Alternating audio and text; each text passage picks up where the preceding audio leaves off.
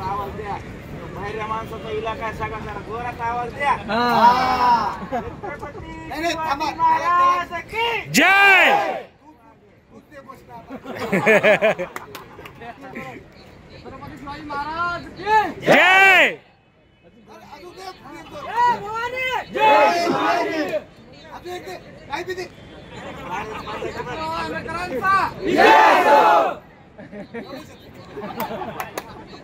ठीक आहे. आपण आज दिवसभरामध्ये खूप काही आपलं नियोजन प्लॅनिंग झाले. आरोग्य वगैरे. अच्छा, तर आता आपलं ठरलंय उद्याच्या आंदोलनामध्ये कोण कोण आहे ह्याच्यामधलं 1 2 3 4 5 6 7 8 9 10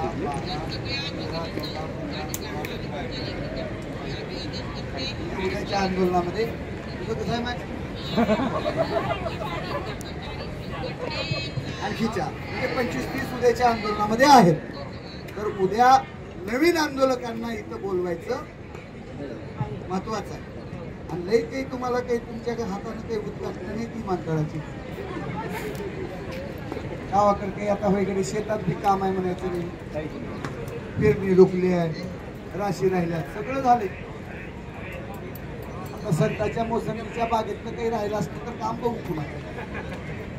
तर असो, त्याला खरंच गरज आहे तुम्ही जा. मी 20 दिवस झाले इथं तुमच्यासाठी वेळ द्या.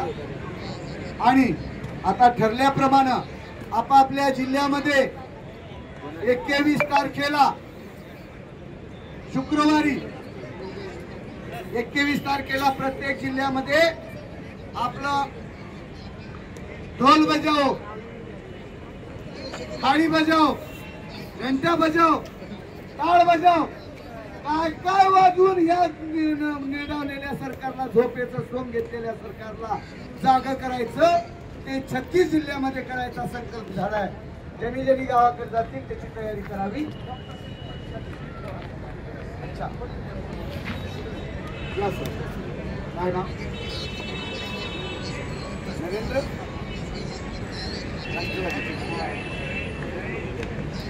पदवीधर मतदारसंघाचे नेते आणि सत्ताधारी राष्ट्रवादी काँग्रेस. अच्छा, राष्ट्रवादी काँग्रेस पार्टी मूळ राष्ट्रवादीचे डॉक्टर सेलचे प्रदेशाचे अध्यक्ष काळे साहेब आपल्याला भेटायला आले. त्यांचंही आपण सर्वजण टाळ्या वाजवू.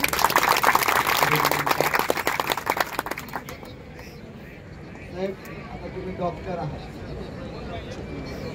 तर आता 16 दिवस झाला आम्ही या ठिकाणी आमरण उपोषणाला बसला.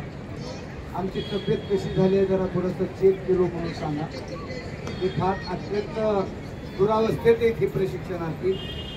आणि आपण आमच्या वतीनं शरद पवार साहेबांपर्यंत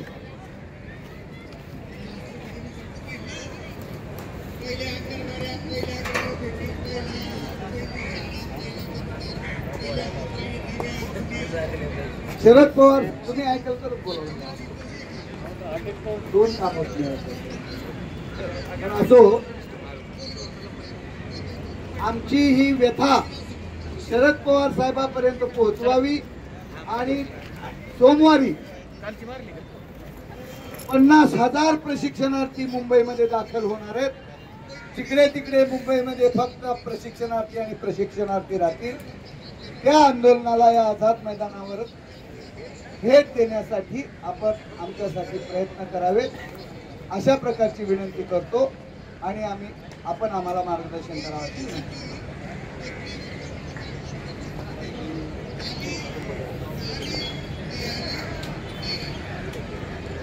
मुख्यमंत्री युवा कार्य प्रशिक्षणार्थी सहाय्यक संघटनेच्या या आंदोलनात बालाजी पाटील चाकूरकर या ठिकाणी उपस्थित आहेत.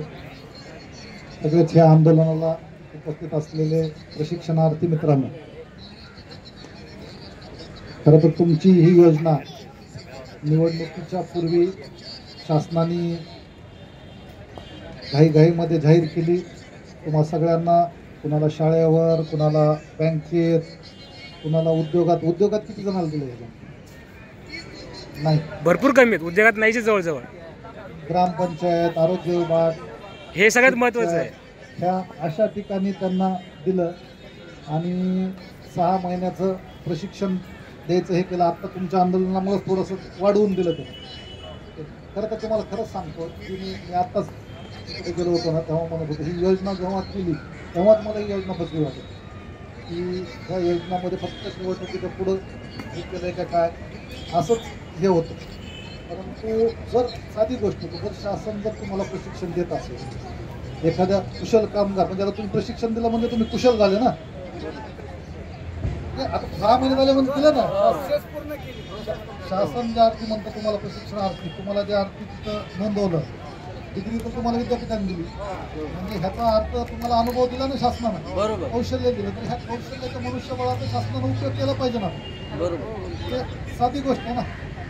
त्याच्यामुळं तुमच्या ह्या मागण्यांना सगळ्या आमचा राष्ट्रवादी काँग्रेस पक्षाचा पाठिंबा आहे. सगळ्यांना तुमच्या कौशल्यानुसार शासनामध्ये ज्या ज्या जागा सातत्यानं निघतात त्यामध्ये प्राधान्यक्रमांना तुम्हाला त्याच्यामध्ये ऑब्झॉर्व करून घेतलं पाहिजे.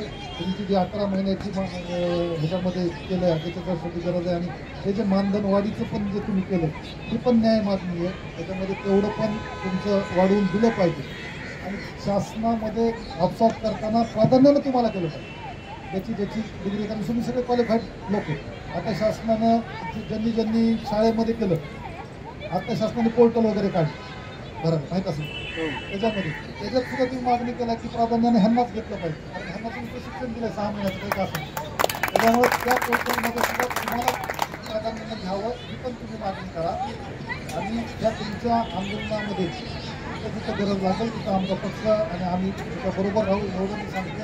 आणि हे तुमचं जे निवेदन आहे आमच्या पक्षप्रमुखांपर्यंत पोचवतो, रोहित पाटील पवार यांच्यापर्यंत पण पोचवतो. त्यांनाही विनंती करतो की 1 दिवसामध्ये तुम्ही या ठिकाणी येऊन तुमची सगळ्यांची भेट घ्या, तुमचा प्रश्न विधानभवनामध्ये मांडा.